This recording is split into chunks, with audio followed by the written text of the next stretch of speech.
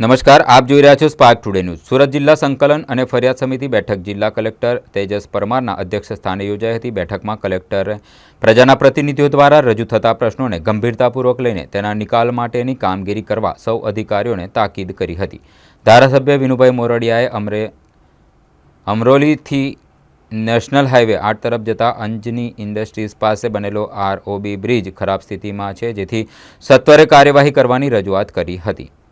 વધુમાં મોરડિયાએ કહ્યું હતું કે કતારગામ વિસ્તારમાં સસ્તા અનાજના કેટલાક દુકાનદારો દ્વારા ઓછું અનાજ આપવામાં આવે છે તથા દુકાન બહાર બોર્ડ લગાવવામાં આવતા નથી। આવા દુકાનદારો સામે ફોજદારી કાર્યવાહી કરવાની રજૂઆત પણ તેમણે કરી હતી। બેઠકમાં સાંસદ શ્રી મુકેશભાઈ દલાલ, ધારાસભ્ય મુકેશભાઈ પટેલ, જિલ્લા વિકાસ અધિકારી દેવેન્દ્ર પ્રકાશ મીના, નિવાસી અધિક કલેક્ટર વિજય રબારી, સંયુક્ત માહિતી નિયામક અરવિંદ મંછાર, પ્રાંત અધિકારી તથા જે તે વિભાગના ઉચ્ચ અધિકારીઓ ખાસ ઉપસ્થિત રહ્યા હતા।